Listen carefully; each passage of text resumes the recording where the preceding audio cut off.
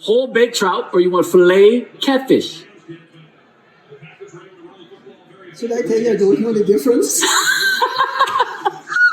Bones. No bones. Okay, no bones is a filet. Okay, filet. It's filleted, meaning they just cut off the meat. Yes. So you want to go with the Filet. filet. All right, so we're going to go catfish and shrimp.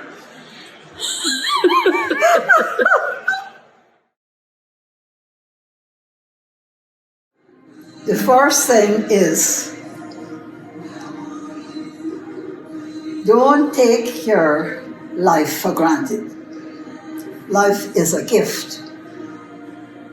And because life is a gift, you must respect it, because you know somebody cared for you that gave you that gift. Mm-hmm. Who cared for you? In your religion as a Christian, you say God cared for you. So, God gave you the gift of life. And when you're living, whatever you need to do, that's important. At the back of your mind, whether it's in front or in paper or whatever, you should know you're repaying God for giving you that gift of life. It's an empty world without givers, without people who give something, you know. You have to give back. Everybody needs to know that somebody made some sacrifice, whether it was the mother in her birth pains or whatever, to bring him into the world, or to send him to school, or help support him when his times are tough. And you need to give back. You need to pass it on. You mustn't be selfish. And you must remember, love your family and love your country.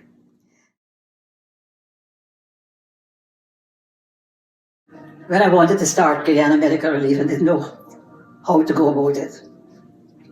I found a doctor, Graham Williams. And I said, well, Graham, you know, what is the situation? I want to start up this medical thing, you know. I said, I have an organization in California, Direct Relief International, that I research, and they give a lot of medications to third world countries. So I have a distribution area, but I don't know, you know, who to send it to, distribute it in Guyana, so that it won't be like on the black market with people just buying stuff, you know. Right. So I said, so would you co-chair this with me? So Graham agreed. And he was the best person. In fact, he's passed, but his daughter, now, she is part of our committee.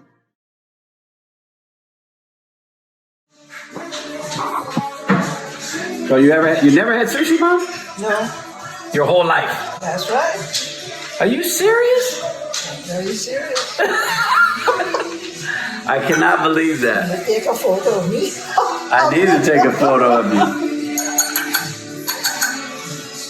There you go. Your first bite of sushi, 94 years old. 94 and sushi some more. All right, I like it. A lot of little thirst for you here. How you like it? It's okay? Mm-hmm. It's more than okay. You hear her, Kat? Yes, more than She's okay. more than okay. High level. When Carnival starts and you're dancing in the street, you better be in good shape. Oh, is that Because serious? it's action in Jackson. I'll never forget. You know how many times we went to Carnival? How many? 6. That's five. 5. She said 6 in hell of one hand. I'm like, I didn't know you had it. Oh, you had a thumb up down below. Okay. So 6 times? Yeah. Yes. No, New Orleans nowhere can have the atmosphere of Trinidad Carnival. So New Orleans, the what do they call it? Mardi Gras. Mardi Gras can't touch the. Oh, careful. Careful. Wow. There was a costume designer called minstrel. They pronounce it like minstrel. But it's just the costumes that he designed, fabulous.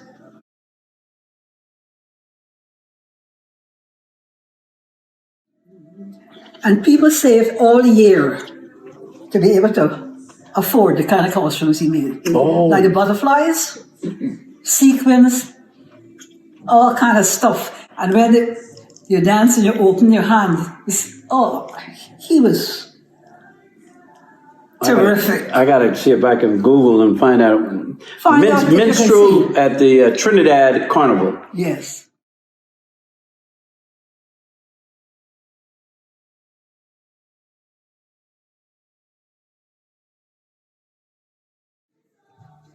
But one day she called me and said, Eula, let's go up to Pico at our corner. Right. Because these cars are passing by, and they're against our cause. So I said, come with me in.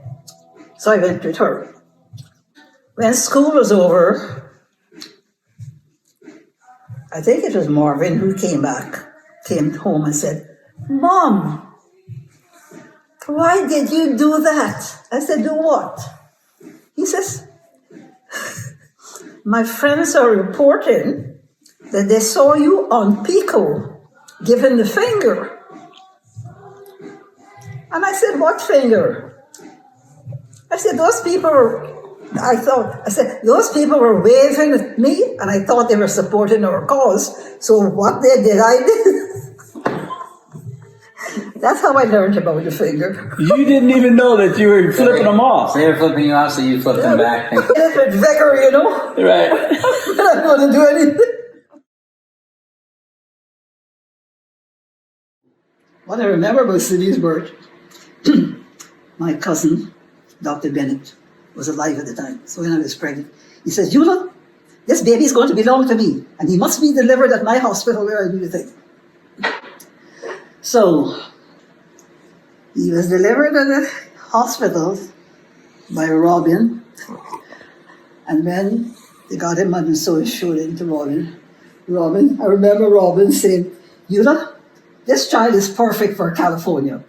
Because the nose was flat, you know. He was just born. He said he's going to breathe in less smog.